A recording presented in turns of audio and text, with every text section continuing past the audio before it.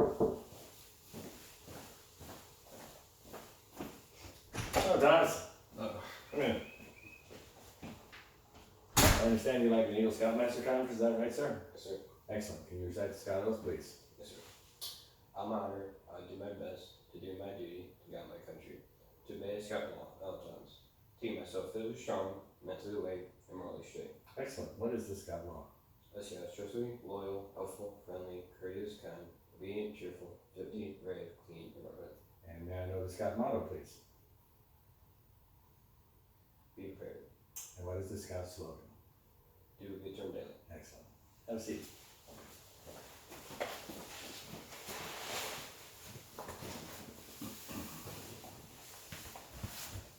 So normally I start these things off by asking a bunch of questions. And the first question is what does it mean to you to be an Eagle Scout?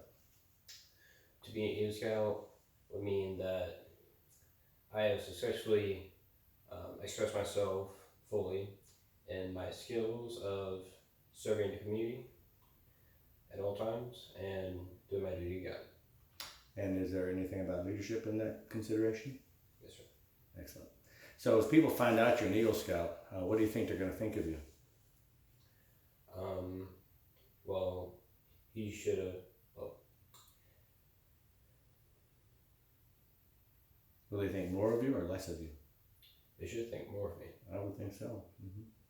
Yeah, there's very, very few Eagle Scouts, relatively speaking, when it comes to Scouts as a whole. So it's a kind of an important thing. Rare opportunity, but it's one that you actually make for yourself. It's not something that's given to you. You know, you have to earn Eagle Scout. You earned several ranks before, didn't you? Yes, sir.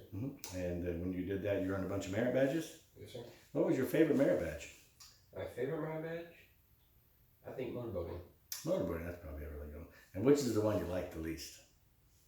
Probably one of the ones you did recently. Yes, probably personal finance. I knew you were going to say that. You'd be amazed how many people say that because there's so much time involved and so much effort. But you got it, and that's what's important. So at this point, I'm going to ask you a few questions about what you learned as a scout. So a couple of things that are important. We talk about food safety. We talk about first aid. We talk about where you pitch your tent. So here's it. Let's start with that one. So if you were the senior patrol leader on a camp out, which I believe you've probably done that, Yes, sir. what would you look for in a place where you pitched a tent? Because you're going to stay in that tent. I personally look for dead branches, a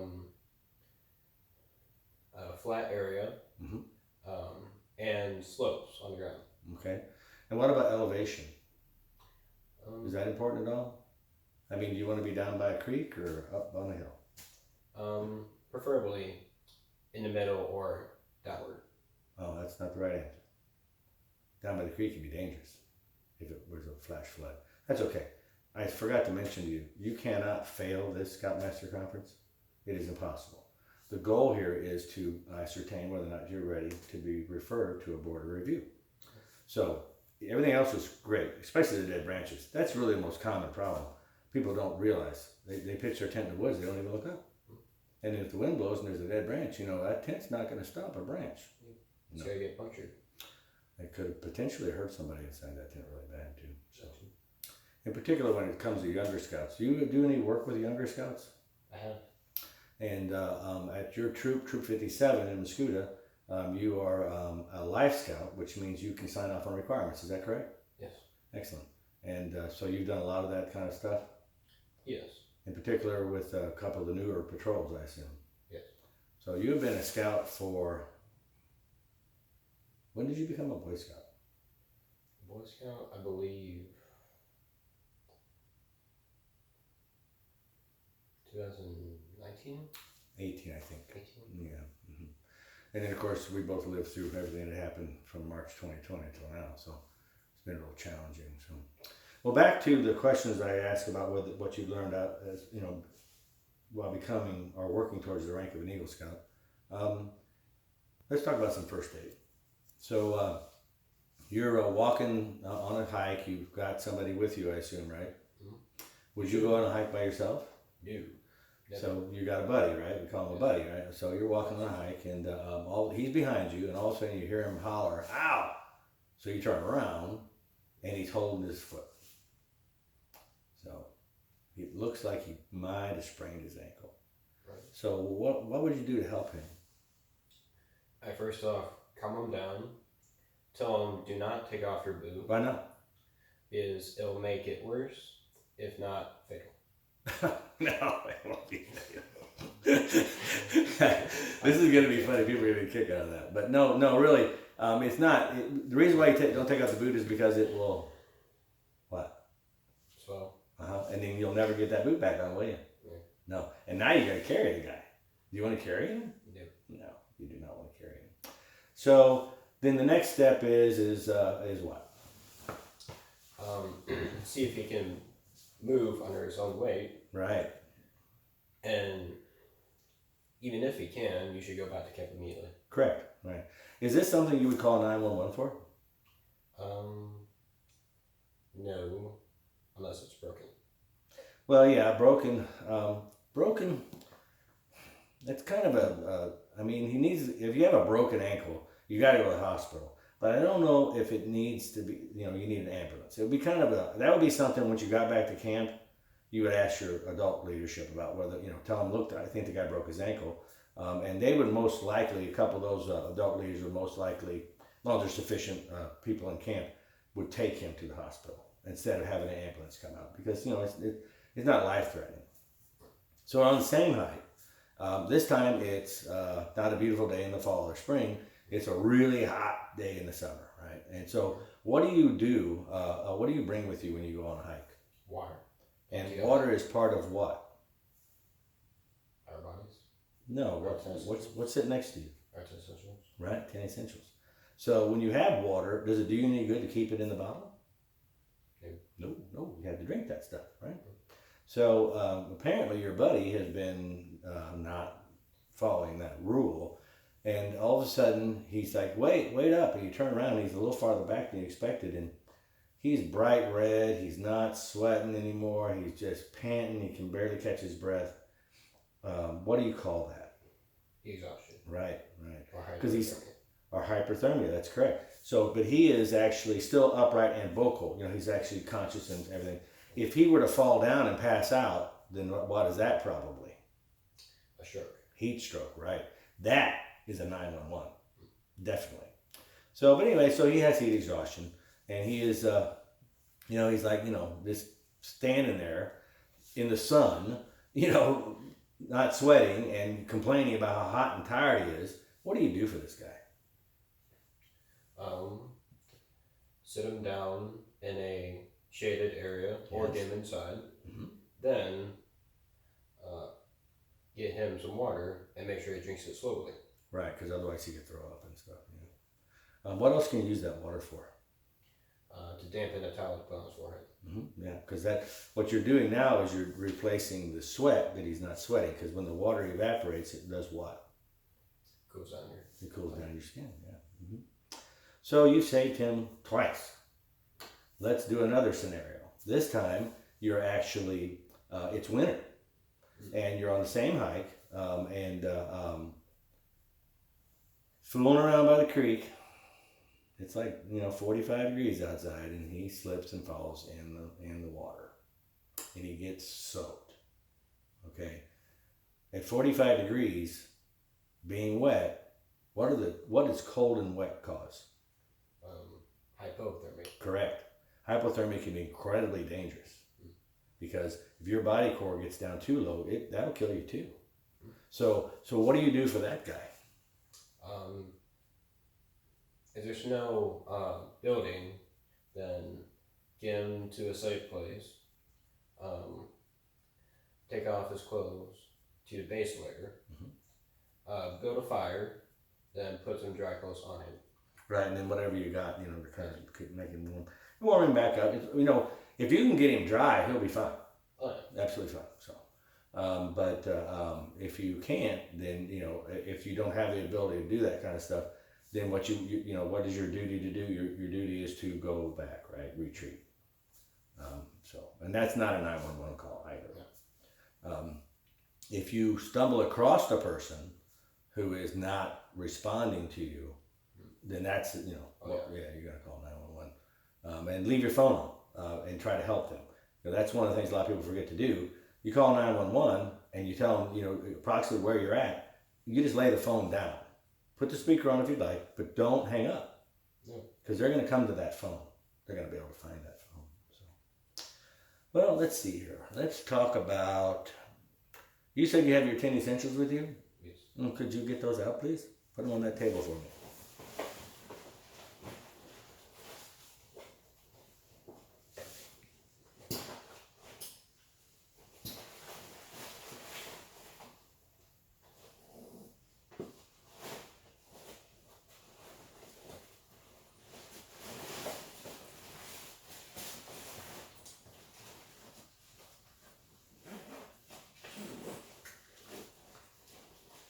And when you put them out on the table, could you say the name of them? Yes. So this is rain protection. That's one. First aid kit. One of a few that I have in here. That's good. There's no reason not to have a little bit of first aid stuff. A light. All right. Then those. It's not part of 10 essentials, but there's. It's one of your possibles. Yes. Right. There's fishing line in there. I think it's the first aid kit.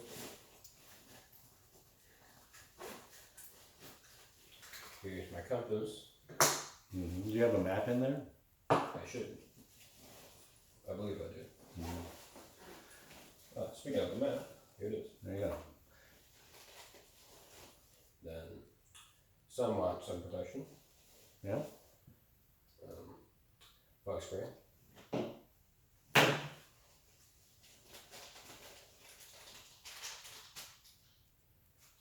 I guess that goes.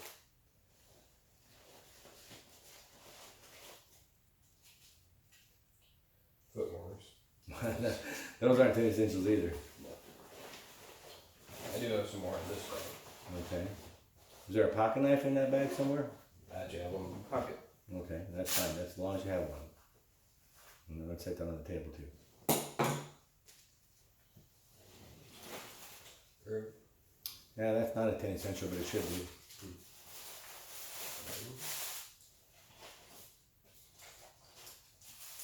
Fire starter.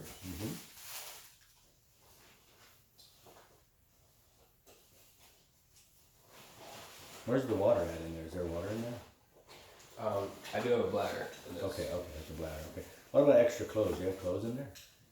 I believe I do.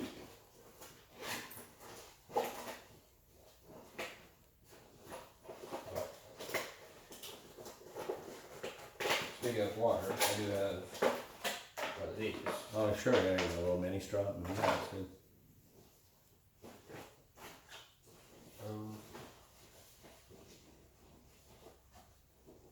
There's another poncho here, and here is my extra clothes.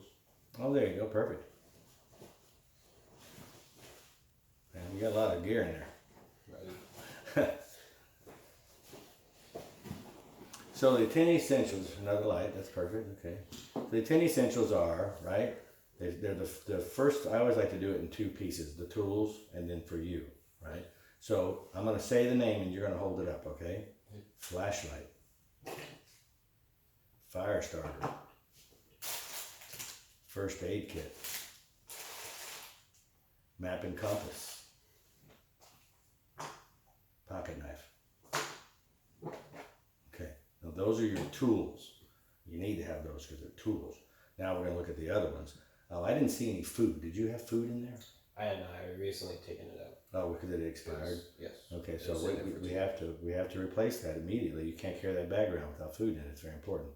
So you have food, right, which we just discussed. Water. Yes. Hold up the bladder or whatever. Other mini straw. Okay. Rain gear. Sun protection. This, and I believe I do have. I should have a hat here. Oh yes, Yeah, right here. okay. And what's the last one? You already said rain gear. Yeah, I said food, water, rain gear, sun protection. And then, shouldn't be. Is insect spray one of them? No.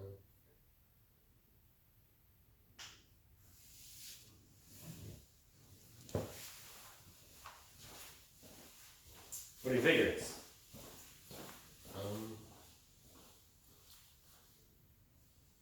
I said it should close. What's on the middle of the table?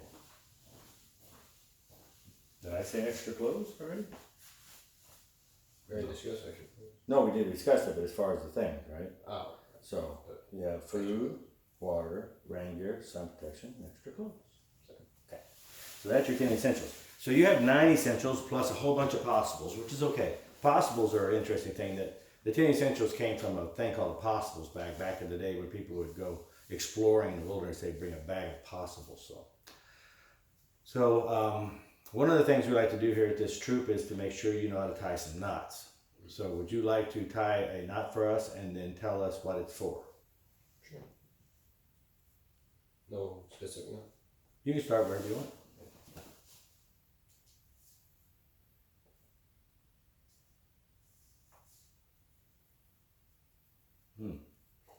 That was, by the way, kind of funny. Yeah. I originally had it in. Well, there's a knot. Well, that's not what we're looking for. No.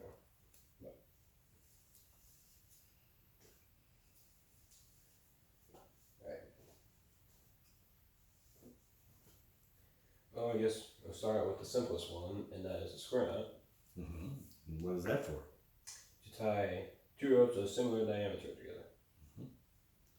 And how do you test a square knot besides being pretty like that? What else can you? There you go. That's a square knot. Okay, which one would you like to do next? I'm going to do a sheep pin. Sheep pin. Oh, we have a different piece of cord is there. Is that helpful? I do.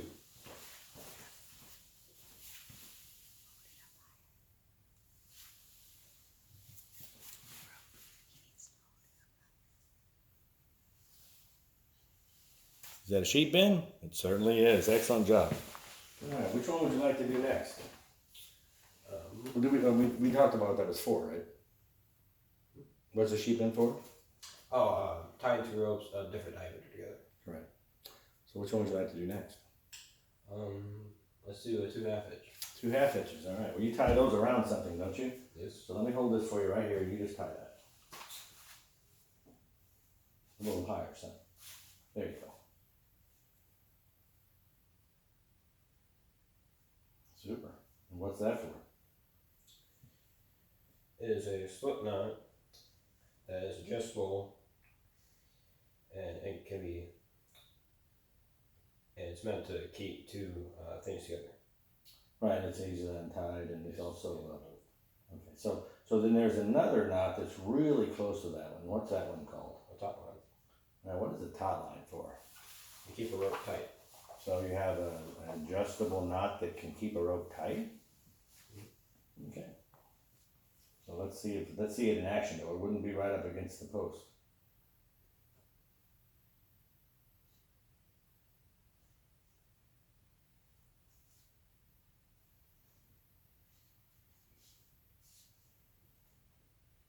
Right. So you can.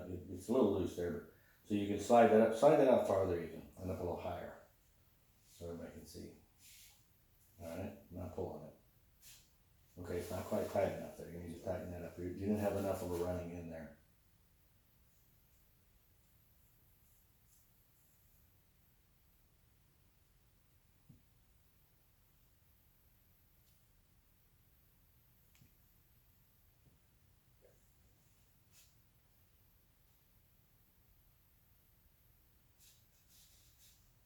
Well, you see what you're doing. You're putting when you tie them, you need to tie that one inside and the other one outside. You're doing it opposite. No, you're good. Go around, and then go around again, but don't overlap. Good. Try it now. Tighten it up really good. Pulling it right in. Okay, now slide that out. And pull it. Yeah, that's better. All right. Okay, let's untie that.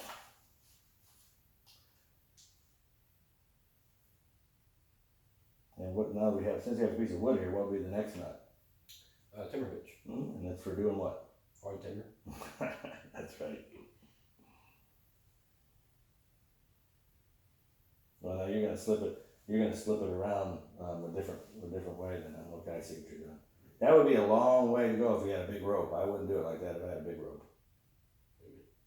Well, because you'd have to feed the whole rope through there. Right? Go ahead, pull it through. I mean, that is a timber hitch, but if you had a really long rope, I wouldn't want to run all the way through that. And what's the rule on those wraps there? How many times does it have to be? At least 3.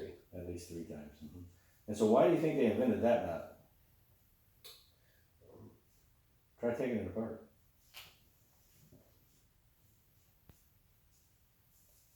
Just give it a tug.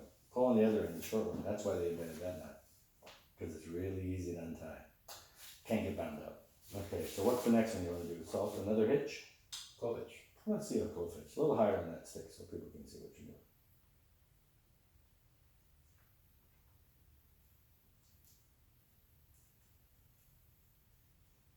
Okay, let's take a look at that. Yep, that's a clove hitch. Okay, so how many knots are left?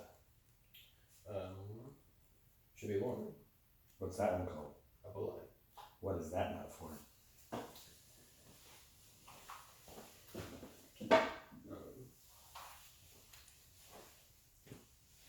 A rescue knot. Rescue knot, right.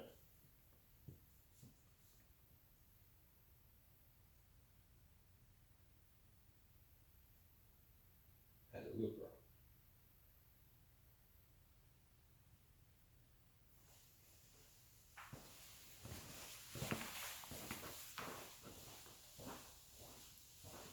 Is that a bowline?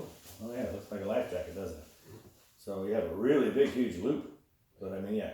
So it's a rescue knot. So we would, if we had someone who was down someplace where they needed to be pulled up, you take the rope and you tie a loop on it, right, and you throw it to them. Would you ever throw a rope to someone down there in a hole or something that didn't already have that on there? No. No, you never throw a bare rope. The scout never throws a bare rope. You always tie the knot for them. Now I know you've been practicing a one-handed bow, and we're not going to do that today. But so if somebody were to throw you a bare rope and you had a broken arm and you had that knot figured out, and I know I've seen you do it, then you could do it yourself because then maybe that person wasn't a scout and they didn't realize that they should have tied it first. Another thing about that too is you should also tie a small one on the other end.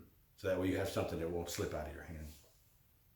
All right, let's talk about food safety. Right. While we're doing that, you can go ahead and pack up your 10 essentials, but leave the fire starter out for me. So you are now the grub master for a camp out, and you have got to buy food. Now, some of that food will necessarily need to stay cold, right? What kind of things do we want to keep cold? Meat, fruits,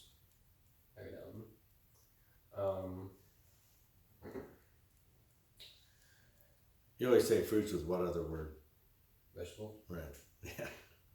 And then what else? What else do you want to keep cold?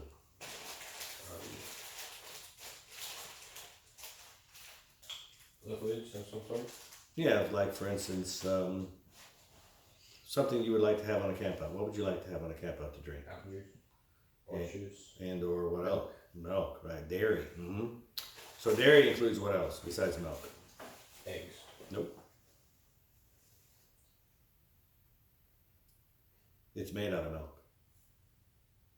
butter, Nope. I mean, actually, butter is made out of milk, but that's not what I'm looking for. It would be something you'd put on like a hamburger. Made out of milk. cheese. Right. Yeah, cheese. So that's dairy. And then, of course, you said something about eggs. So you're going to take these 4 things, these 4 primary food groups, if you will, and you're going to pack them in a cooler. Which one goes in first? The raw meat. Right. And why is that? Because it's raw meat, right? And what comes out of it? Blood. And you want that all over your vegetables? No, No, you not don't. this. That's a perfect answer. That's exactly what I was looking for. So then what would you put in there next then?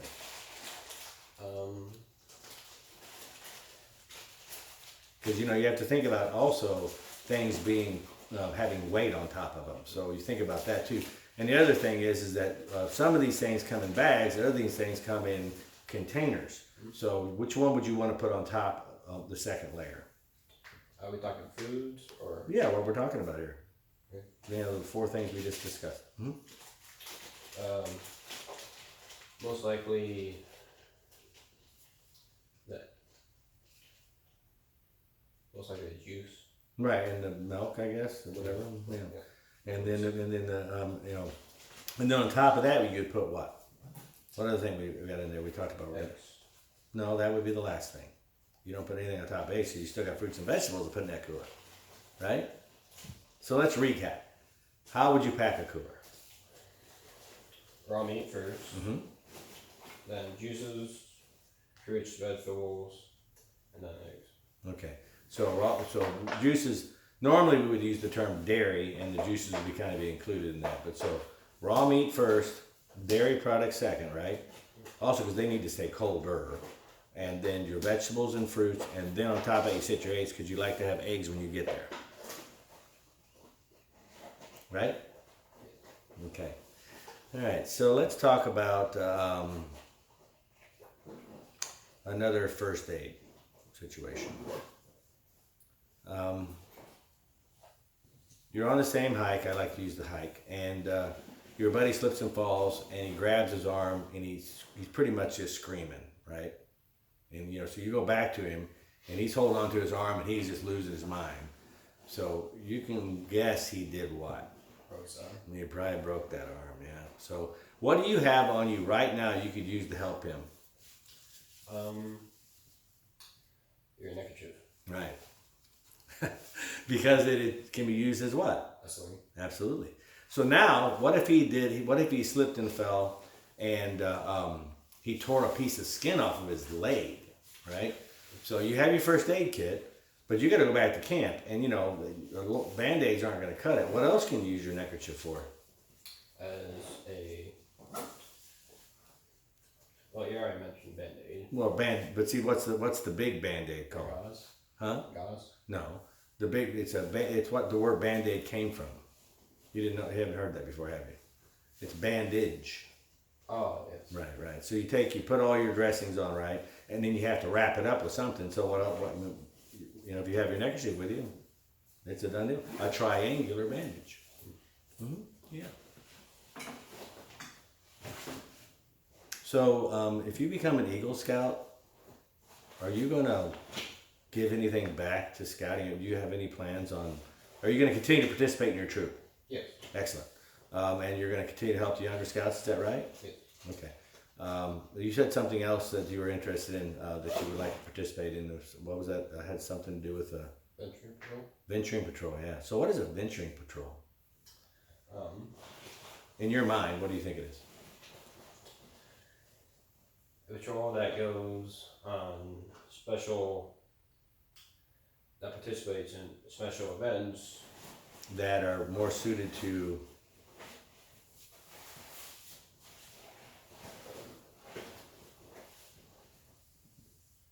would you want a first year tenderfoot scout in your venturing patrol? No. No, why is that? Because they don't have any experience. And maybe they can't even do it.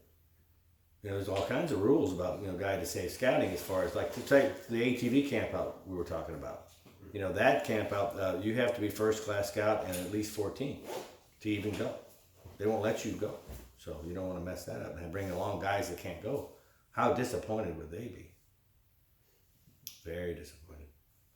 So you know how many merit badges you've earned so far? Yes. On the Sash, I believe 29. Okay, so you have a couple more yet to put on your sash? Yes, I believe I have 2 to 3 more. Excellent. So you earned over 30 merit badges. That's excellent. A lot of scouts just earn the minimum. Yeah. But having over 30 is pretty cool. I see that you have a special emblem on your uniform there. What is that? It is Elder Day Award. Okay, does that mean you're Catholic? Yes. Can non-Catholics earn that award? I do not believe so. No. We have special awards for all faiths, but that is a Catholic award. And you have the purple ribbon, which tells me you probably earned one before that too. Yes. Do you remember what that was called? Parvuli Day? That's correct. Absolutely, it was a Parvuli Day. So, I think we've covered a lot of the stuff that we need to talk about here. The reason, like I said, a Scoutmaster conference of this type is designed to make sure that if I, as your Scoutmaster, say you should go to a board review, if they ask you questions, then you will be prepared to explain to them these things. I don't know what they're going to ask you. I have no idea. I know that one of the board review questions that's very popular now is, what is the 12th point of the Scout law? Repent. And what does that mean? Doing your duty, God. Right. Do you believe in God? Yes. Excellent. So I wonder if you might take an opportunity now to start us a little fire without a match. Okay. Would you like to do that? Sure. Okay. Let's go outside.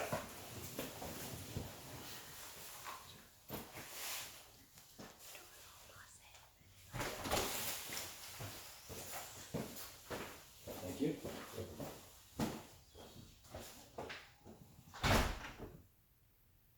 Let's see if I can.